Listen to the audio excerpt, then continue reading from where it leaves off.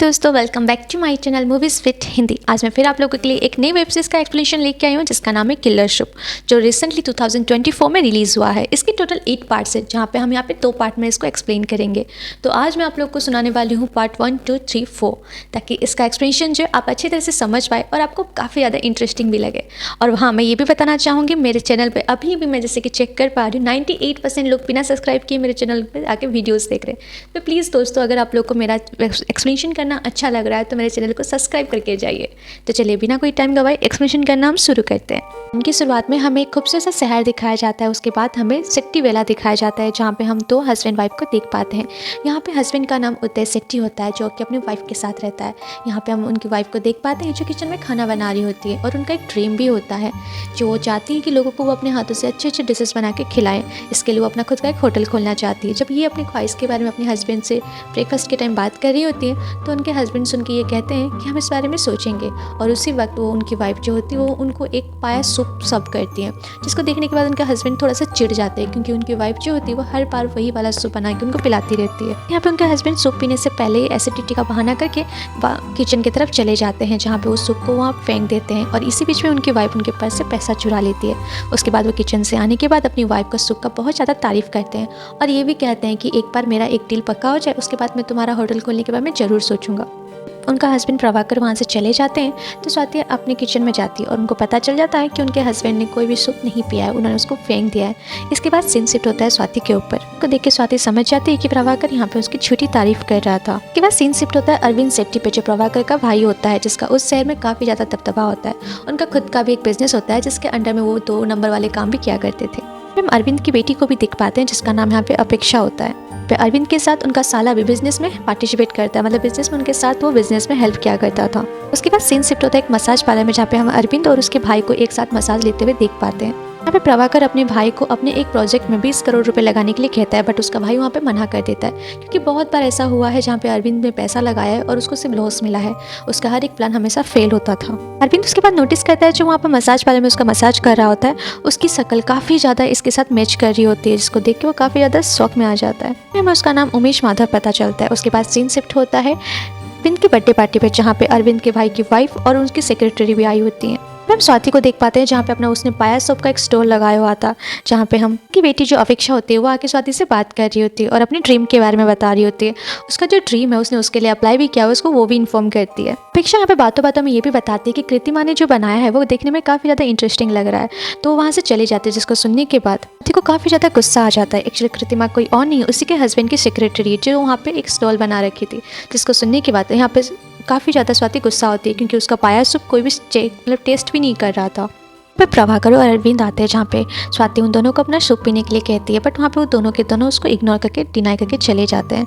उसके बाद हम एक अननोन इंसान को देखते हैं जो आके स्वाति का सूप पीता है, और उसके बाद वही वाला इंसान उनकी पूरी फैमिली के साथ उनका फ़ोटो कैप्चर करा था, जहाँ पे हमें ये पता चलता है कि वो टोपी वाला इंसान कोई और नहीं, वो एक प्राइवेट डिटेक्टिव था, जो इन लोगों के पीछे कुछ ना कुछ कारण की वजह से सारी डिटेल्स निकाल रहा होता है। उसके बाद हम स्वाति को देख पाते हैं जो बुर्खा पहन के कहीं जा रही होती है, और वो जिसके घर जाती है वो कोई और नहीं होता, उमेश माथुर का घर था। उमेश माथुर वही है जिसका मसाज पार्लर में वो मसाज कर रहा था, जहाँ पे वो स्वाति उससे बात करती है, क्योंकि वो अपने हस्बैंड का बिल्कुल डिटो कॉपी था। उसके बाद वो दोनों बात करते करते वहाँ पे इंटीमेट हो जाते हैं। वहाँ पे स्वाति अपने हस्बैंड के बारे में उसको सारी बातें बताती, तो माथुर उससे ये पूछता है, क्या तुम अभी भी उससे प्यार करती हो? ये बात सुनने के बाद स्वाति यहाँ पे साइलेंट रहती, कुछ भी नहीं बोलती। उसके बाद स्वाति वहाँ से जब जाने लगती है, तो वहाँ पे माथुर उससे पैसा मांगता है रूम रेंट के लिए, तो स्वाति उससे बिना कुछ बोले पैसा दे देती है और वहाँ से चली जाती है। सीन शिफ्ट होता है प्रभाकर के ऊपर, जहाँ पे अरविंद के साथ वो एक पुराने घर पे आता है, जहाँ पे वो लोग बर्थडे पार्टी अपना सेलिब्रेट कर सके, और वहाँ लोग अपने बर्थडे पार्टी को सेलिब्रेट कर रहे थे। इधर हम स्वाति को देख पाते हैं जो अपने खाना बनाने के टेक्निक को डेवलप करने के लिए एक लेडीज़ के पास जाके खाना बनाने सीखना चाहती थी, जहाँ पे वो सब कुछ बनाती तो है, बट उसका कोई भी खाना स्वादिष्ट नहीं बनता है। तो वहाँ पे वो औरत उनको ये कहती है कि तुम्हारे खाने में काफ़ी ज़्यादा कमी है, इसको डेवलप करने के लिए तुम्हारे लिए एक्स्ट्रा क्लासेस लगाने पड़ेंगे, जिसका प्राइस काफ़ी ज़्यादा है। इसके बाद सीन शिफ्ट होता है प्रभाकर के ऊपर, जहाँ पे वो देखता है कि उसको एक धमकी भरा लेटर मिला है, जहाँ पे उसको धमकी दिया गया है उसकी मौत हो सकती है अगर वो 5 लाख रुपये अपने अभी के अभी वहाँ पर ट्रांसफ़र ना किए तो। उसके बाद सीन शिफ्ट होता है वही डिटेक्टिव के ऊपर जो कार के अंदर बैठ के किसी का फोटो उठा होता है, और वो कोई और नहीं स्वाति हो रही थी। जब स्वाति को पता चलता है कि कोई उसके चुपके से फोटो ले रहा है तो तोड़ के जाके उसको पकड़ती है, और उसी खींचातानी में कैमरा जो होता है स्वाति के हाथ में रह जाता है। उसी वक्त डिटेक्टिव उसको मिडिल फिंगर दिखा के वहाँ से गाड़ी यूटर्न लेके जाने लगता है। उसी वक्त गाड़ी को पीछे से आके कोई ठोक देता है और डिटेक्टिव की वहीं पर ही मौत हो जाती है, जिसको देख के स्वाति काफ़ी ज़्यादा घबरा जाती है और वहाँ से भाग जाती है। फिर हम उमेश को देख पाते हैं जो स्वाति के दिए हुए पैसे से जुआ खेलने के लिए गया होता है, बट वहाँ पे उसको सब कोई मार के भगा देते हैं, क्योंकि ऑलरेडी पहले से वहाँ पे उसके बहुत सारे ऐसे पैसे देने रह गए थे, जिसके बाद लोग उस पर ट्रस्ट नहीं करते। के बाद सीन शिफ्ट होता है प्रभाकर के ऊपर, जहाँ पे वो अपने भाई को अपने प्रोजेक्ट के बारे में फिर से बता रहा होता है, बट यहाँ पे उसका भाई दोबारा उसको डिनाई करता है कि मुझे कोई भी पैसे नहीं लगाने, क्योंकि तुम हर वक्त ऐसा करते हो जिसकी वजह से नुकसान मुझे भुगतना पड़ता है। जिसको सुनने के बाद उसका भाई काफ़ी ज़्यादा गुस्सा हो जाता है और जो उसका प्रोजेक्ट का फोटो उसने बनाया था वो सब कुछ वहाँ पे वो तोड़ के फेंक देता है। बस सीन शिफ्ट होता है स्वाति के ऊपर, जहाँ पे वो प्रभाकर के घर में अब उसके हमशक्ल के साथ इंटीमेट हो रही होती है, और वहाँ पे वो लोग बातों में ये भी बताती है कि उसको जो कैमरा मिला है उसमें कोई उनकी फ़ोटो खींचा था। मतलब किसी ना किसी को उन लोग के जो बीच की ये जो खटपट है इसके बारे में पता है कहीं ना कहीं, जिसको सुनने के बाद वो लोग काफ़ी ज़्यादा टेंशन हो जाते हैं। जहाँ पे उसका जो बॉयफ्रेंड था वो उसको ये सजेस्ट करता है, एक काम करो, घर पे जितने भी पैसे हैं, गहना जो भी है सब लेके चलो, मैं बाहर जाके कहीं पर हम दोनों अलग घर बना लेंगे जहाँ पे मैं मसाज करूँगा और तुम अपना एक रेस्टोरेंट खोल लेना। के बीच में ये सारी बातें होती है तो उसी वक्त स्वाति के घर का जो डोरबेल होता है बेल बजती है, तो स्वाति देखती है कि कोई और नहीं, उसका हस्बैंड रिटर्न आ चुका है जो कि कल आने वाला था। तो ये देखने के बाद वो काफ़ी ज़्यादा घबरा जाती है और अपने बॉयफ्रेंड को पीछे के रास्ते से भगा देती है। बट उसी वक्त उसके बॉयफ्रेंड को याद आता है कि कैमरा तो घर पर ही भूल गया, जिसको लेने के लिए दोबारा अंदर आता है। यहाँ पर हम स्वाति को और उसके हस्बैंड को रूम के अंदर आते हुए देखते हैं, जहाँ पर स्वाति का हस्बैंड उसको देख के बोलता है कि रूम इतना खिला हुआ क्यों है। तो स्वाति उसको ये कहती है कि तुम नहीं थे, इसकी वजह से मैं अपने आप को छू रही थी। उसके बाद हम उसके हस्बैंड के साथ उसको इंटीमेट होते हुए देख पाते हैं और उसी बेड के नीचे उसका बॉयफ्रेंड छुपा हुआ रहता है। उसके बाद हम लोग यहाँ पे उसके हस्बैंड के साथ बात करते हुए देख पाते हैं, जहाँ पे वो स्वाति को ये बताता है उसका हस्बैंड अरविंद कि वो जो डिटेक्टिव था उसकी मौत हो चुकी है, और यहाँ पे वो रिवील करता है वो कैप वाला इंसान कोई और नहीं डिटेक्टिव था, जिसको सुनने के बाद स्वाति काफ़ी ज़्यादा घबरा जाती है। साथ में वो स्वाति को ये भी इन्फॉर्म करता है कि उसका प्रभाकर के साथ ऑलरेडी डील भी हो चुका है, तो अब वो अपना एक रिसोर्ट खोल सकती है जहाँ पे वो अपना खाना वाना बना के लोगों को खिला सकती है, जिसको सुनने के बाद स्वाति काफ़ी ज़्यादा खुश हो जाती है। ये बात प्रभाकर सो जाता है, जिसका सुनने के बाद स्वाति अपने ही बॉयफ्रेंड को वहाँ से निकाल के भगाने लगती है। उसी वक्त हम प्रभाकर को देख पाते हैं जिसकी आंखें खुलती है और वो दवाई खाने के लिए उठता है। जब वो दवाई खा रहा था अचानक से दवाई जो होती है उसके हाथ से नीचे गिर जाती है और पलंग के नीचे वो हाथ मारता है, तो वहाँ पर दवाई की जगह उसको कैमरा मिल जाता है, जहाँ पर उसको पता चल जाता है कि उसकी वाइफ जो होती है उसी मसाज वाला इंसान के साथ उसको चीट करती है। देखिए वो काफ़ी ज़्यादा गुस्सा हो जाता है और बाहर आके अपने वाइफ और उसका बॉयफ्रेंड को रंगे हाथों पकड़ता है और उसको मारने लगता है। इसी मारामारी में उसका जो स्वाति का जो बॉयफ्रेंड होता है वो उसके हस्बैंड के सर पे एक रोड लेके मारता है, जिसके वजह से वहीं पर ही प्रभाकर की मौत हो जाती है, जिसको देखने के बाद ये लोग काफ़ी ज़्यादा घबरा जाते हैं कि इन्होंने गलती से क्या कर दिया। और इसी सीन को दिखाते हुए यहाँ पे एपिसोड 1 खत्म होता है। एपिसोड 2 की शुरुआत में हमें इंस्पेक्टर हसन को दिखाया जाता है। डिटेक्टिव की जो कार एक्सीडेंट वाली जगह थी वहाँ पे आके चेक करने लगते हैं कि एक्चुअली में हुआ क्या था। हम और एक तो येलो जैकेट पहन के इंस्पेक्टर को देख पाते हैं जो काफ़ी ज़्यादा इंटेलिजेंट और काफ़ी ज़्यादा होशियार थे। यहाँ पे उसका नाम थुप्पली होता है और उसी वक्त उस क्राइम जगह में उसने हर एक चीज़ को नोटिस कर लिया था, जहाँ पे उसको ये भी पता चल गया था कि वो कैमरामैन जो आदमी था जो गोल टोपी वाला था वो एक डिटेक्टिव था, और वो सीक्रेट डिटेक्टिव, मतलब वो दूसरों के काम में यही करता था, फोटो उठा के उसको डिटेल्स निकाल के दिया करता था। इस सब चीज़ों को वहाँ पर बहुत जल्दी पकड़ लेता है। पली को यहाँ पे ये सारी चीज़ एक मर्डर लग रही होती है और उसी वक्त तो पली को एक पागल औरत आके वहाँ से ले जाती है, जहाँ पे वो कुछ बात करने के लिए उसको साइड में लेके जाती है। पागल औरत उसको ये इन्फॉर्म करती है कि एक बुरखे वाली औरत कुकिंग क्लास से आई थी, जहाँ पे इन दोनों के बीच में से हाथापाई हुई और आदमी ऐसे गाड़ी घुमाते हुए उसकी एक्सीडेंट में मौत हो गई। तो पली को देख पाते हैं जो ये सारी चीज़ों को एक खाते में नोट कर रहा होता है, साथ में वो कुकिंग क्लास का नाम भी यहाँ पे नोट कर लेता है। वहीं पर ही पहले बार उस डिटेक्टिव का फ़ोन लेके लास्ट कॉल चेक करता है जो प्रभाकर का होता है, और वहाँ पे वो प्रभाकर को कॉल करता है। और यहाँ पे हम देख पाते हैं कि पहले जो प्रभाकर मरने के बाद उसके फ़ोन पे एक कॉल आया होता है, वो डिटेक्टिव के फ़ोन से वो कोई और नहीं, वही पुलिस ऑफिसर किया होता है। तो यहाँ पे स्वाति कॉल रिसीव करती है, जहाँ पे पुलिस ऑफिसर उससे ये कहता है कि यहाँ पे एक केस की वजह से रिगार्डिंग उसको अपने पति से बात करनी है। यहाँ पे जिसका एक्सीडेंट हुआ है उसने आखिरी कॉल प्रभाकर को किया था, जिसको सुनने के बाद स्वाति काफ़ी ज़्यादा घबरा जाती है। तो अपने आप को संभालते हुए यहाँ पे ये रिप्लाई करती है कि वो तो अभी सो गए हैं और इस कॉल के बारे में वो उनको कल नेक्स्ट डे मॉर्निंग में ज़रूर बता देगी। स्वाति का जो बॉयफ्रेंड होता है वो काफ़ी ज़्यादा घबराते हुए ये कहता है कि तुम टेंशन मत लो, मैं अपने आप को सरेंडर कर दूंगा। बट स्वाति यहाँ पे उसको मना कर देती है, क्योंकि उसके दिमाग में कोई ना कोई खुरापाती आइडिया चल ही रहा होता है। नेक्स्ट डे मॉर्निंग में स्वाति और उसका जो बॉयफ्रेंड था वो प्रभाकर की लाश को लेकर जंगल में काट देते हैं, जहाँ पे वो उसकी लाश को काफ़ी अच्छे से छुपा सकते हैं। इंस्पेक्टर जो तपन और उसके जो डिटेक्टिव के घर पे जाकर उसकी माँ से पूछताछ करते हैं। तो पहले उससे ये उसकी माँ से ये सवाल करता है कि नागर जो था वो कहीं ड्रग्स वगैरह तो नहीं लिया करता था। ये सुनने के बाद थुप्पली को अच्छा नहीं लगता है, जहाँ पे वो अपने सीनियर ऑफिसर को वहाँ से जाने के लिए कहता है, क्योंकि जितना होने से भी उनकी मम्मी थी उनको ये सब बातें सुन के अच्छा नहीं लगता।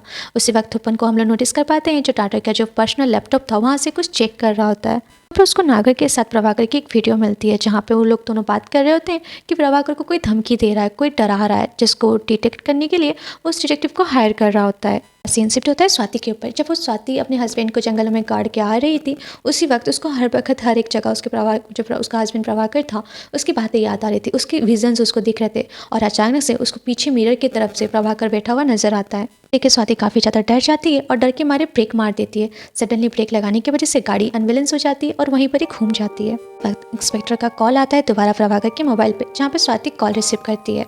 फिर वो स्वाति को इन्फॉर्म करता है कि उनको प्रभाकर से कुछ अर्जेंट बात करनी है ताकि प्रभाकर को जल्द से जल्द वो यहाँ पे भेज सके।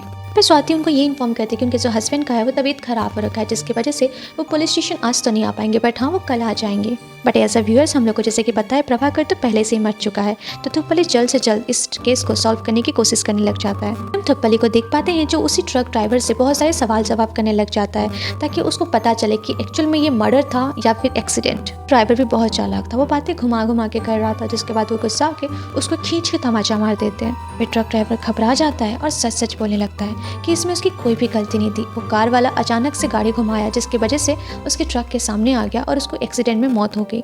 थुप्पली फिर उस ड्राइवर को कैमरे के बारे में पूछता है, जहाँ पे थुप्पली को वो कुछ बता नहीं पाता क्योंकि उसको उसके बारे में कोई आइडिया था ही नहीं। ट्रक ड्राइवर भी यहाँ पे ये चीज़ रिवील करता है कि वहाँ पे उसने बुरखे वाली लड़की को देखा था। सीन शिफ्ट होता है स्वाति के ऊपर, जहाँ पे हम स्वाति को देख पाते हैं वो रिटर्न घर जाने के वक्त एक शॉप से कुछ एसिड परचेस करती है, एसिड की 2 बोतल, और घर जाके अपने बॉयफ्रेंड को अपना खुरापाती आइडिया बताने लग जाती है। फिर उसका बॉयफ्रेंड का शकल जो होता है उसके हस्बैंड के साथ मैच हो रहा होता है, जिसकी वजह से उसको ये कहती है कि अब तुम प्रभाकर के शकल लेकर, प्रभाकर का आइडेंटिटी लेकर पुलिस स्टेशन जाओगे और वहाँ पे पुलिस वालों से बात करोगे। दोनों की शकल एक जैसी थी ताकि किसी को कोई डाउट होगा भी नहीं। और हाँ, यहाँ पे स्वाति को थोड़ा सा उसके बॉयफ्रेंड के शकल पे चेंज करना था ताकि वो कम्प्लीटली उसके हस्बैंड प्रभाकर के जैसे दिख सके। फिर स्वाति का हम एक नया चीज़ जान पाते हैं कि वो शादी से पहले एक नर्स थी, जहाँ पे उसको थोड़ी बहुत प्लास्टिक सर्जरी करनी भी आती है, जहाँ पे वो अपने बॉयफ्रेंड को बदल के अपने हस्बैंड जैसा बिल्कुल बना सकती है। स्वाति सबसे पहले जाके जो एसिड की बोतल लेके आई थी उस सबको चेक करती है और इसी बीच में वो अपने बॉयफ्रेंड को काम में एक्सेप्ट करने के लिए कन्विंस भी कर लेती है। यहाँ पे जब स्वाति अपने बॉयफ्रेंड को अपने हस्बैंड बनाने का काम जारी करती है, उसी वक्त हम उस तरफ पुलिस वाले को देख पाते हैं जो उसी कुकिंग कोचिंग में पहुंच जाता है जहाँ से स्वाति कुकिंग कोचिंग ले रही थी। यहाँ पे वो औरत जो थी वो उस बुरखे वाली औरत के बारे में कुछ जानती नहीं थी। इनफैक्ट हम ये कह सकते हैं कि वो कुछ बताती नहीं है। जहाँ पे हम लोग दूसरी तरफ और एक लड़की को नोटिस करते हैं, जहाँ पे थुप्पली जाकर उसको उस औरत के बारे में पूछताछ करता है। उसको पता चलता है कि बुरखे वाली औरत का नाम मोनिशा कोयलारा है। इस स्वाति यहाँ पे बहुत ज़्यादा चालाक थी, वो अपने नाम यहाँ पे गलत बताई थी ताकि उसके हस्बैंड को पता ना चले कि वो इधर एक कुकिंग क्लासेस भी ले रही है। फिर हम स्वाति को देख पाते हैं जो अपने बॉयफ्रेंड को एक इंजेक्शन लगाकर अपनी प्लास्टिक सर्जरी का काम शुरू करने लग जाती है। वक्त स्वाति के फ़ोन पे कॉल आता है जहाँ पे हम देख पाते हैं कि कोई और नहीं, वही पुलिस ऑफिसर क्या होता है, क्योंकि ये नंबर उसको उसकी कुकिंग क्लासेस से मिला होता है। स्वाति जिससे पता चलता है कि उस साइड में पुलिस वाला बात कर रहा है, तो सबसे पहले वो अपना फ़ोन को वहीं पर ही निकाल के सिम वगैरह तोड़ के फेंक देती है। फिर हम स्वाति के बॉयफ्रेंड उमेश को देख पाते हैं जो ऑलरेडी वहाँ पे बाथ टब पे लेटा हुआ रहता है, जिसके मुंह में हल्की सी जलन हो रही थी, जिसकी वजह से वहाँ पे रखा हुआ एक बोतल को उठा के वो अपने मुंह में डालने लगता है। बट वो तो एसिड की बोतल थी, जिसकी वजह से उसकी जलन और ज़्यादा बढ़ जाती है। ये चीज़ को देख के तुरंत ही वहाँ पे अरविंद को बुलाती है और उसको हॉस्पिटल ले जाती है, जहाँ पे उन सबको लगता है ये स्वाति का हस्बैंड ही है, जहाँ पे उसके फेस पे एसिड गिरने की वजह से उसका फेस जल गया। ये लगता है कि प्रभाकर के फेस पे एसिड गिरने की वजह से उसका एक आंख जल गया है, साथ में थोड़ा सा गाल भी जल गया है। डॉक्टर ये कहते हैं कि हमें प्रभाकर की प्लास्टिक सर्जरी करनी पड़ेगी। सीन शिफ्ट होता है सीधा पुलिस स्टेशन पर, जहाँ पे हम स्वाति को और इंस्पेक्टर हसन को देख पाते हैं जो स्वाति से उसके हस्बैंड के ऊपर जो धमकी दिया जा रहा था उसके बारे में पूछताछ कर रहे होते हैं। यहाँ पर मिस्टर हसन स्वाति से ये पूछ रहे होते हैं कि आपके पति के ऊपर ये सब जो चीज़ें हो रही थी क्यों हो रही थी, कौन कर रहा था, आपको इसके बारे में कोई जानकारी है। जहाँ पर स्वाति वहाँ पे ये रिवील करती है कि कुछ दिन पहले हमारे घर में एक चोरी हुई थी, साथ प्रभाकर का कुछ झगड़ा हुआ, जहाँ पे झगड़ा झाटी में उसी वक्त उस मतलब जो एक्सीडेंट हुआ, जो एसिड की बोतल गिरी थी प्रभाकर के ऊपर, उसी एक्सीडेंट की वजह से हुई थी। हसन जो थे वो स्वाति को एक नोट दिखाते हैं जहाँ पे पूरा ये चीज़ मेंशन किया जाता है कि उसके हस्बैंड प्रभाकर को कोई ब्लैकमेल कर रहा था पैसों के लिए। सिलसिले में प्रभाकर उस डिटेक्टिव से मिला करता था जिसका अभी एक्सीडेंट में मौत हो चुका है। इंस्पेक्टर थुप्पली को देख पाते हैं जिसको ये पता चलता है जो मनीषा का नंबर था वो उमेश के नाम से रजिस्ट्रेशन किया गया है। इंस्पेक्टर टाइम नहीं गंवाते हुए सीधा उमेश के मसाज पार्लर में जाते हैं, जहाँ पर उसको ये पता चल जाता है कि उमेश को कोई मतलब यहाँ पर जो प्रभाकर को कोई और नहीं, उमेश ही ब्लैकमेल किया करता था पैसों के लिए। बस सीन शिफ्ट होता है अरविंद की बेटी के ऊपर, जिसका ऑलरेडी आर्ट के रिलेटेड जो उसने कॉलेज में अप्लाई किया था उसका ऑलरेडी वहाँ पे एप्लीकेशन एक्सेप्टेड हो गया था, जिसके बारे में वहाँ के अपने पापा से बात करती है। यहाँ पे अरविंद इस चीज़ को लेकर टोटली डिनाई करता है, क्योंकि अरविंद नहीं चाहता था कि उसकी बेटी बाहर जाके कहीं पढ़ाई वढ़ाई करे, तो उस चीज़ के लिए उसको स्ट्रेटली मना कर देता है। सीन शिफ्ट होता है सीधा स्वाति के ऊपर, जो हॉस्पिटल में आके अपने बॉयफ्रेंड उमेश पे काफ़ी ज़्यादा गुस्सा करती है, क्योंकि वो नोट को देख के वो समझ चुकी थी कि वो नोट कोई और नहीं, उसका ही बॉयफ्रेंड उसको सेंड किया करता था हस्बैंड को, ताकि वो पैसा ले सके। यहाँ पे स्वाति का जो बॉयफ्रेंड था वो ये रिवील करता है कि वो पैसे लेकर स्वाति के साथ यहाँ से कहीं दूर भाग जाना चाहता था, ताकि वो तो अपने खुद एक दूसरे का जो ख्वाब है उसको पूरा कर सके। को देख पाते हैं जो हसन को कॉल करके ये बताता है कि उमेश ही यहाँ पे प्रभाकर को ब्लैकमेल किया करता था, उसी ने शायद प्रभाकर के ऊपर एसिड अटैक किया होगा, जिसकी वजह से आज प्रभाकर जो हॉस्पिटलाइज हो रखा है। ये सारी बातें जाके स्वाति को बता देता है, जहाँ पे स्वाति ये एक्सेप्ट करती है कि जो चोर घर पे आया था वो भी 50 लाख रुपये मांग रहा था। सीन शिफ्ट होता है थुप्पली के ऊपर, जो प्रभाकर के घर पे जाके एसिड के निशान को चेक कर रहा होता है, जहाँ पे उसको 3 लोगों के कदमों के निशान मिलते हैं। के बाद वो उमेश के घर के लिए निकल जाता है, जहाँ पे हम लोग देख पाते हैं कि स्वाति पहले से बुर्खा पहन के उमेश के घर पे ही रहती है। वहाँ पे जितनी सारी फोटोज उसके साथ थी वो सबको फाड़ के वो दीवार से उठा के वहाँ से ले जाती है। वहाँ से स्वाति जा रही थी तो उसी वक्त थोपली उसको वहाँ पे बुर्खे में उसको देख लेता है। यहाँ पे वो थोपी जो होता है वो पुलिस वाला जो होता है वो स्वाति के पीछे जाने लगता है, और यहाँ पे हम स्वाति को देख पाते हैं जो जंगल में वो अपने हस्बैंड की लाश को वहाँ पे दफनाई थी उसी जगह में जाकर के गले में जो एक लॉकेट होता है उसको निकाल रही होती है। और उसी वक्त वो इंस्पेक्टर वहाँ पे आ जाता है, वो अपने स्वाति को और उसके हस्बैंड को एक साथ देख लेता है, और वहाँ पे स्वाति जब उस पुलिस ऑफिसर को देखती है वो देख के काफ़ी ज़्यादा घबरा जाती है और वहाँ से भाग जाती है। भागते भागते थोपली का जो पैर होता है वो एक्सीडेंट के थोड़ा सा चोट लगने लग जाता है, और जहाँ पे भागते भागते वो एक स्पॉट जो होता है हम लोग का सुसाइड स्पॉट, वहाँ पे आके पहुँच जाता है। तो वहाँ उसके फ़ोन का जो सिग्नल होता है वो मिल जाता है, और वो अपने सर को फ़ोन करके सारी बातें बताने लग जाता है। उस एरिया में नेटवर्क काफ़ी ज़्यादा कम होने की वजह से उस हसन को बातें जो होती है क्लियर समझ में नहीं आती है। पे अचानक से स्वाति आके तपन को डरा देती है, जिसकी वजह से वो घबरा के उसका पैर स्लिप होता है और वो पहाड़ से नीचे गिर जाता है। देखने के बाद स्वाति रोने लगती है, और थोड़ी देर के बाद जाके प्रभाकर के लाश के पास उसकी और तपन की जो भी फोटोज थी उस सबको वहाँ पे चला के उस लाश को दोबारा वहीं पर ही गाड़ देती है। स्वाति सीधा हॉस्पिटल जाती है, जहाँ पे हम एज अ व्यूअर उसके फेस को नोटिस कर पाते हैं वो बिल्कुल साइकिल किलर के जैसे लग रही थी, जिसको लोगों को मारने में कोई भी डर या फिर दर्द नहीं था। हम थोपली को भी देख पाते हैं जो पानी के अंदर डूब चुका होता है, और इसी सीन को दिखाते हैं एपिसोड 2 यहाँ पे खत्म होता है। कि शुरुआत में हम कुछ बच्चों को देख पाते हैं जो पानी में नहा रहे होते हैं, और उसी वक्त वहाँ पे उस इंस्पेक्टर की लाश तैरते हुए आती है, जिसको देख के बच्चे काफ़ी ज़्यादा घबरा जाते हैं। उसके बाद सीन शिफ्ट होता है यहाँ पे अरविंद की बेटी अपेक्षा के ऊपर। अपने पापा के अकाउंट्स जो है वो चेक कर रही होती है, और चेक करने के दौरान उसको ये पता चलता है कि उसके पापा के अकाउंट में बिजनेस में काफ़ी ज़्यादा घोपलाबाजी हो रही है। प्रभाकर ने बहुत सारी जगह में बहुत खर्चे दिखाए थे, जहाँ पे चेकिंग के टाइम ये सारी चीज़ें पता चल जाती, चीज़ों को वो चुपके से रिकॉर्ड करके रख लेती है ताकि इन फ्यूचर उसकी कोई काम आ सके। सीन शिफ्ट होता है कृतिमा के ऊपर, जो प्रभाकर से हॉस्पिटल में मिलने आई होती है, और वो काफ़ी ज़्यादा उसकी क्लोज भी जाती है। ऐसा व्यूअर्स हम लोग समझ पाते हैं कि कृतिमा का और प्रभाकर का पहले से एक अफेयर चल रहा होता है। वहाँ पे स्वाति एंटर करती है तो कृतिमा प्रभाकर से अलग होके ऑफिस रिटर्न चली जाती है। इसके बाद वहाँ पे इंस्पेक्टर हसन आ जाते हैं, जो स्वाति से ये कहते हैं कि वो लोग अभी भी उस किलर को ढूंढ नहीं पा रहे हैं। एक लेडीज इंस्पेक्टर आके ये भी कहती है कि थुप्पली की लाश मिली है। सुनने के बाद हसन जो होता है वहाँ से तुरंत ही निकल जाता है थुप्पली की लाश के पास। सीन शिफ्ट होता है अरविंद और प्रभाकर के ऊपर, जहाँ पे अरविंद आके प्रभाकर से ये पूछता है कि उसको जो ब्लैकमेल कर रहा था उसको उसके बारे में क्या क्या पता था, क्या क्या वो जानता था उसके बारे में। प्रभाकर उसको ये रिवील करता है कि उमेश को यहाँ पे सारी बातें पता चल चुकी थी, उनके धंधे के बारे में, जो वो 2 नंबर का धंधा किया करते थे। के बाद अरविंद काफ़ी ज़्यादा गुस्सा होता है और वहाँ से चला जाता है। एक्चुअल में वहाँ पे किसी को ये पता ही नहीं था कि जो बेड पे लेटा हुआ है वो उमेश ही है। के जाने के बाद स्वाति काफ़ी ज़्यादा गुस्सा होती है अपने बॉयफ्रेंड के ऊपर, क्योंकि उसने वहाँ पे ये रिवील कर दिया था कि उमेश को सब कुछ पता था। जहाँ पे उसके गुस्से को देखते हुए उसका बॉयफ्रेंड उमेश उसको प्यार से गाना गा के उसको शांत कर देता है। सीन शिफ्ट होता है हसन के ऊपर, जो थुप्पली की लाश को देखते हुए काफ़ी ज़्यादा इमोशनली अपसेट हो जाता है। सब चीज़ों के बीच में देखते देखते 2 वीक्स ख़त्म हो जाते हैं। उसके बाद प्रभाकर का जो फेस होता है वो डॉक्टर आके उस पट्टी को हटाते हैं, जहाँ पे उमेश अपना फेस देख के काफ़ी ज़्यादा टूट जाता है, क्योंकि आधा चेहरा और आंख जो था उसका परत पूरा जल चुका था, जो कि देखने में बहुत ही गंदा दिख रहा था। तो उमेश स्वाति के साथ अपने घर जाता है, जहाँ पे प्रभाकर वन को उसको अपनी लाइफ जीनी थी। शिफ्ट होता है हसन के ऊपर, जो थुप्पली के केस के बारे में सारी बातें अपने सीनियर ऑफिसर को बता रहा होता है। हसन को यहाँ पे कुछ भी पता नहीं चल रहा था कि इसकी मौत कैसे हुई, क्या हुई, और उस दिन वो कॉल पे क्या बोल रहा था। पे हुसैन का सारा शक जो था वो उमेश के ऊपर जा रहा था। सीन शिफ्ट होता है अरविंद के ऊपर, जो अपने भाई का काफ़ी ज़्यादा धूम तरीके से स्वागत करता है। अपेक्षा को भी देख पाते हैं, जो स्वाति और प्रभाकर को एक सरप्राइज देते हैं। बेटा जो सैंडी होता है वो वापस आ चुका है उन लोग के साथ रहने के लिए।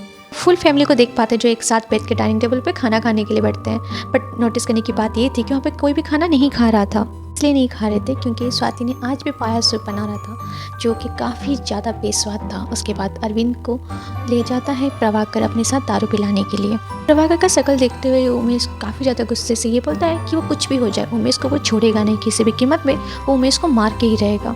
पहला तो ये होता है कि उसने सेट्टी फैमिली से पंगा लिया है और दूसरा बात कि उसको उनके दूसरे धंधे के बारे में सब कुछ पता था जो कि उनके लिए पहले फ्यूचर में जाके खतरा बन सकता है। यहाँ पे उसका जो साला होता है वो उमेश की सारी छोटी मोटी डिटेल्स इसको बताने लगता है जो कि यहाँ पे उमेश को वो इनडायरेक्टली बता रहे होते हैं। सुनने के बाद उमेश को काफ़ी ज़्यादा सदमा लगता है क्योंकि एक्चुअल में उमेश के बारे में इन लोग के पास इतनी सारी खबर रहना जो कि बिल्कुल भी अच्छी बात नहीं होती है। अपेक्षा जो होती है स्वाति से प्रभाकर की हालत के बारे में पूछती है, उनके बिजनेस के बारे में भी बातचीत करती है। स्वाति को अपेक्षा के ऊपर शक होने लग जाता है कि अपेक्षा कहीं ना कहीं प्रभाकर के बिजनेस में काफ़ी ज़्यादा इंटरेस्ट दिखाने लग गई थी। हम अरविंद को देख पाते हैं जो प्रभाकर से ये पूछने लगता है कि उसका जो किलर था उसको कैसे पता चल गया, इनके जो सेकंड धंधे के बारे में उसको कैसे ये सब चीज़ों की खबर मिलने लगी। उमेश काफ़ी ज़्यादा घबरा जाता है और घबराते हुए ये कहता है कि हम लोग जब मसाज कर रहे थे शायद उसी वक्त उसने हमारी बातें सुन ली होगी। के बाद उमेश यहाँ पे बातों को घुमाने के लिए इमोशनल होने का नाटक करने लगता है और इमोशनली बातें करने लग जाता है। सीन शिफ्ट होता है इंस्पेक्टर हसन के ऊपर जो उसी अड्डे पे जाकर ताश खेलने जाते हैं जहाँ पे एक दिन ताश खेलने के लिए जाया करता था और वहाँ पे फिर पूछताछ करने लग जाते हैं उमेश के बारे में। बातचीत में जब हसन गन निकाल रहे होते हैं उसी वक्त वहाँ पे बैठे हुए कुछ लोग कहते हैं कि अभी बार बंद करने का टाइम हो चुका है और हम घर जा रहे हैं, हमें और यहाँ पे नहीं खेलना। वहाँ से निकलने लगता है तो उसके बाद उसको उसी बार के बाहर पहले तुपन की जो बाइक थी वो खड़ी हुई दिखती है, जिसको देखने के बाद वो सीधा अंदर जाता है और वहाँ के लोगों के ऊपर फायर करना शुरू कर देता है, जो रिटर्न में वो लोग भी उसके ऊपर फायर करने लग जाते हैं। हसन को वहाँ पे चक्कर आने लग जाते हैं जहाँ पे वो बेहोश होकर गिर जाता है। सीन शिफ्ट होता है स्वाति के ऊपर जहाँ पे वो अपने बेटे को ये समझा रही होती है कि यहाँ पे सब कुछ एक ना एक दिन ठीक हो जाएगा, तुम ज़्यादा स्ट्रेस मत लिया करो और तुम बिल्कुल नॉर्मल रहो। स्वाति का जो बेटा होता है वो अपने रूम में चला जाता है और उस वक्त उमेश आके यहाँ पे स्वाति से ये कहता है कि उसको बहुत ज़्यादा डर लग रहा है, उसको डर है कहीं ना कहीं वो पकड़े ना जाए। उमेश स्वाति से ये कहता है कि उसके हस्बैंड ने झूठ कहा था कि उसके भाई के साथ डील पक्की हो गई, जबकि ऐसा कुछ हुआ ही नहीं था, जिसको सुनने के बाद स्वाति को काफ़ी ज़्यादा गुस्सा आता है। साथ ही साथ ये भी बताता है कि यहाँ पे प्रभाकर जो होता है अपनी वाइफ को धोखा भी दे रहा होता है क्योंकि उसने उस बर्थडे पार्टी में कुछ रशियन गर्ल्स को भी बुलाया था जहाँ पे उनके साथ वो एंजॉय भी कर रहा था। इसी वक्त हम उमेश को देख पाते हैं एक ब्लैकमेल का एक मैसेज आता है और उस तरफ हम लोग इंस्पेक्टर को देख पाते हैं जहाँ पे तुप्पन की आत्मा उसको दिखाई देती है। इस सीन को दिखाते हुए एपिसोड 3 यहाँ पे खत्म होता है। 4 की शुरुआत में हम स्वाति को देख पाते हैं जो उस ब्लैकमेलर के SMS को जो मेल आया हुआ था उसको पढ़ रही होती है, जहाँ पे एग्जैक्टली उसको उस प्राइस के बारे में पता चलता है जो एक्सीडेंट में खर्चा हुआ था। मतलब टोटल अमाउंट जो था 31,12,60,000 रुपये थे जो उसकी कंपनी में घपला हो रखा था, जिसके ऊपर ऑलरेडी उसकी बेटी रिसर्च कर चुकी थी। को देख के स्वाति और उसका बॉयफ्रेंड काफ़ी ज़्यादा घबरा जाते हैं कि ऐसा कौन है जो इस चीज़ के बारे में जानता है, क्योंकि इस बारे में कोई जान पहचान वाला आदमी ही जान सकता है जो कि प्रभाकर को इस सब चीज़ों को लेकर ब्लैकमेल करने लगा है। सब कुछ देख के उमेश को काफ़ी ज़्यादा टेंशन होने लगती है और स्वाति उसको सुला देती है। हम हुसन को देख पा रहे थे जिसको बार बार थुप्पली की आत्मा दिखाई दे रही होती है। हम अपेक्षा को देख पाते हैं जो अपनी माँ के बारे में बात कर रहे होते हैं। अरविंद अपेक्षा को सूर्या नाम के एक आदमी से मिलाता है। ये अरविंद के पास अपने बिजनेस के सिलसिले में आया हुआ रहता है। हम अरविंद को देख पाते हैं जो लोकेश को साइड में ले जाके ये कहता है कि हमें किसी भी हालत में उस इंसान को पकड़ना पड़ेगा जिसको इस सब चीज़ों के बारे में बातें पता है जो हमारे आगे फ्यूचर में जाके बहुत बड़ी प्रॉब्लम खड़ी कर सकती है। दिन शिफ्ट होता है स्वाति और उमेश के ऊपर जो सीधा पुलिस स्टेशन जाते हैं क्योंकि आज वहाँ पे उनको इंक्वायरी के लिए बुलाया गया था। पुलिस ऑफिसर उसको उसी ब्लैकमेल में मैसेज के बारे में पूछते हैं जहाँ पे वो ये रिवील करता है कि उमेश उसको ब्लैकमेल कर रहा था, उसको पैसों के लिए उसको पीछे पड़ रखा था। उसी वक्त पुलिस वहाँ पे स्वाति से ये पूछती है कि उसके और उमेश के बीच में कुछ हुआ था क्या, तो स्वाति यहाँ पे सीधा मना करती कि नहीं ऐसा तो कुछ भी नहीं हुआ था। तो ये रिवील करती कि वो तो सिर्फ एक नौकर था, उन दोनों के बीच में ऐसा कुछ भी नहीं था और अगर कुछ होता भी तो मुझे कैसे पता चलेगा। दोनों के दोनों वहाँ से चले जाते हैं। उसके बाद हम उनके साले को देख पाते हैं जो एक पुलिस ऑफिसर से इंक्वायरी निकाल रहा होता है। हम उसके साले को देख पाते हैं जिसको कैमरा के बारे में ऑलरेडी पता चल चुका होता है और साथ में वो सारे रिकॉर्डिंग्स भी मिलती है जहाँ पे ये लोग पुलिस स्टेशन में आके इंक्वायरी के टाइम बता रहे होते हैं, मतलब जो बयान दिए होते हैं। यहाँ पे उन दोनों के स्टेटमेंट की रिकॉर्डिंग सुन रहा होता है, उसको दोबारा तपन की आत्मा दिखाई देती है। हसन को कुछ क्लू देता है ताकि ये जो केस यहाँ पे चल रहा है वो क्लियर हो सके। हम प्रभाकर और स्वाति को देख पाते हैं जो उसके ऑफिस जाते हैं जहाँ पे स्वाति को कृतिमा के ऊपर डाउट होने लगता है। तो कहीं ना कहीं लग रहा होता है कि कृतिमा ही शायद उन लोगों को ब्लैकमेल करी क्योंकि कहीं ना कहीं वही सबसे ज़्यादा क्लोज थी, जहाँ पे उसको ये पता चलता है कि उसका जो हस्बैंड का ऑफिस है वो काफ़ी ज़्यादा लॉस में चल रहा है। मतलब यहाँ पे बहुत सारी चीज़ें ऐसी हैं जो मतलब पता ही नहीं है, सुलझी ही नहीं है। तो ये भी पता चलता है कि प्रभाकर ने अपनी वाइफ स्वाति के नाम में बहुत सारे लोन ले रखे हैं, जिसको देखने के बाद स्वाति काफ़ी ज़्यादा परेशान हो जाती है और घर जाके स्ट्रेस लेती है, जाके काफ़ी ज़्यादा गुस्सा करने लगती है कि उसके जो हस्बैंड है उसके नाम में इतना सारा लोन ले रखा है, कहीं ना कहीं अगर कभी इस लोन में कोई दिक्कत आती है तो सबसे पहले पुलिस आके स्वाति को पकड़ेगी। झगड़ा झाटी में वो सारा का सारा ब्लेम जो होता है उमेश के ऊपर डाल देती है कि ये सब कुछ तुम्हारे वजह से हो रहा है, और यहाँ पे इतना झगड़ा बढ़ जाता है कि उमेश भी अपना आपा खो देता है और वो स्वाति पे हाथ उठाने लगता है। फिर उसी वक्त उसका बेटा सैंडी आ जाता है और ये सब कुछ देख लेता है, और उसी वक्त ये दोनों के दोनों वहाँ पे नॉर्मल हो जाते हैं। सीन शिफ्ट होता है इंस्पेक्टर के ऊपर, जो हसन वहाँ पे बार वाले के जो भी आदमी लोग थे वहाँ पे उन सबको पकड़ के बहुत ठोकता पीटता है। कि वहाँ पे इंस्पेक्टर हसन को थुप्पली की बाइक मिली थी, जो कहीं ना कहीं कुछ ना कुछ तो राज उसके अंदर था ही, जिसके बाद वो चीज़ों को निकालने के लिए उन लोग को मारपीट कर रहा था ताकि वो लोग सच उगाल सके। हम यहाँ पे प्रभाकर के मैसेज को देख पाते हैं, जहाँ पे उस ब्लैकमेल का फिर से मेल आता है, जहाँ पे वो 2 करोड़ रुपए उसको मांगता है। को देख पाते हैं जो कृतिमा से मिलने के लिए उसके घर जा रहा होता है गाड़ी में। हसन को पता चल जाता है कि थुप्पली की जो बाइक थी वो बार वालों को लास्ट टाइम कहाँ मिली थी। तो वहाँ पे उन लोगों ने क्या किया कि जो थप्पन की बुक थी वो कुत्ते को सुगा के उसको छोड़ देते हैं ताकि वो थप्पन के जो डिटेल्स है वो निकाल सके। सीन शिफ्ट होता है सीधा स्वाति के घर पे, जहाँ पे हम उसी लेडीज को देख पाते हैं जहाँ पे स्वाति खाना बनाना सीख रही होती है, और वहाँ पे वो लेडीज आके ये बोलती है कि यहाँ पे तुम्हें ढूंढते हुए कुछ पुलिस ऑफिसर आए थे। इसको ये भी लग रहा था कि स्वाति ने ही शायद किसी का मर्डर किया है। वो लेडीज भी कोई साधु इंसान नहीं थी, वो भी यहाँ पे स्वाति से पैसा ऐंठना चाहती थी, इसलिए वो सारी चीजें आके स्वाति को बताती है। तो जब पुलिस के बारे में स्वाति को पता चलता है तो वो काफी ज्यादा घबरा जाती है और किचन में आके रोने लग जाती है, और वो इतना रोती कि उस वक्त अपेक्षा आके उसको गले लगा के उसको शांत करने की कोशिश करती है। तो अपेक्षा उसको सांत्वना दे रही थी, तो स्वाति को पता चल जाता है कि अपेक्षा ही वही है जो उनको बार बार मेल करके ब्लैकमेल करी, जो 2 करोड़ रुपए कल रात को मांग रही थी। यहाँ पे अपेक्षा अपनी बातों को रिवील भी करती है कि हाँ उसको 2 करोड़ रुपए चाहिए, क्योंकि उसने फ्रांस के कॉलेज में अपने एडमिशन के लिए डाला है, जिसके लिए उसको 2 करोड़ रुपए चाहिए, और इसीलिए वो ये सब कुछ कर रही है। स्वाति उसको बहुत ज़्यादा समझाने की कोशिश करती है कि उसके पास पैसा नहीं है, वो कहाँ से देंगे।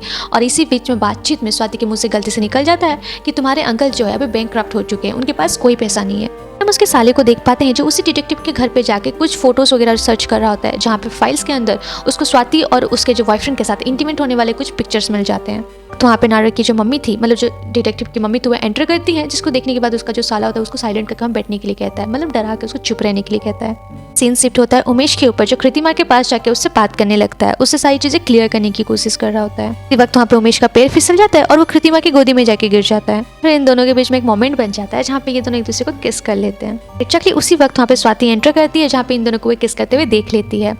सीन शिफ्ट होता है अरविंद के ऊपर, जो एक अपने कंपनी के डील के रिलेटेड अपने साले से बात कर रहा होता है। उसी वक्त वहाँ पे अपेक्षा जो उसकी बेटी होती है आके अपने एडमिशन्स के बारे में बात कर रही होती है, जिस बीच में उसको काफ़ी ज़्यादा गुस्सा आता है और वो अपनी बेटी के ऊपर हाथ उठा देता है। यहाँ पे जो अरविंद का साला था वो उसको धमका के डरा के पीछे करता है, क्योंकि वो उसकी भांजी थी और कोई भी मामा नहीं देख सकता उसकी भांजी को मार खाते हुए। बस सीन शिफ्ट होता है सीधा हसन के ऊपर, जो उसी जंगल के अंदर कुछ क्लू ढूंढ रहे थे। तो उसी वक्त हसन को थुप्पली की कोई बात याद आती है जो उस दिन वो कॉल पे कहने की कोशिश कर रहा होता है। उस जुगनू लाइट के जो जुगनू पोके होते हैं उसके पीछे करते हैं, जहाँ पे उसको प्रभाकर की जो लाश जहाँ पे दफनाया हुआ था वो जगह मिल जाता है। ये सारी चीज़ें जो वहाँ पे हो रही थी ये थुप्पली की आत्मा भी देख पा रही थी।